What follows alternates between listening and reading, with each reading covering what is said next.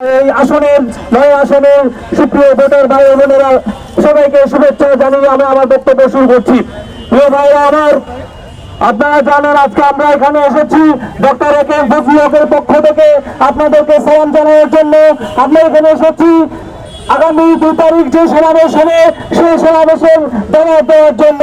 প্রিয় ভাইরা আমার, আমরা যখন doctor A K M Fazlul Haque সাহেবের মনোনয়ন পাই এরপরে আমরা অধীর আগ্রহে অপেক্ষা করছিলাম আমাদের বন্ধু সংগঠনের মনোনয়নকে পায়। কিন্তু যখন আমরা মিস্টার 10% এবং কোন আসনে মনোনয়ন ঘোষণা করলেন তখন আমরা খুবই হতাশ হয়ে পড়লাম।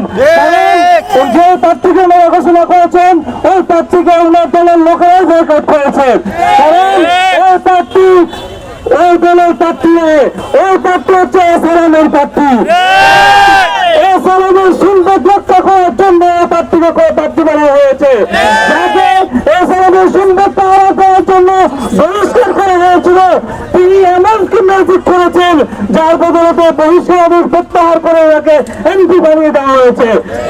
আমার আপনারা জানেন মিস্টার এসএসসি ঘোষণা করেছিল যে বিভোট দিবেন প্রার্থী নয়। আমার এই কথার মধ্যে একটা সুরক্ষের ফাঁকি রয়েছে, কারণ ওরা যদি প্রার্থী যাদেরকে দেওয়া হয়েছে তাদের যদি সন্দেহ হয় তাহলে দেখা যাবে যে ওনারা একজনও এই নির্বাচনের গ্রহণযোগ্যতা পাবে না।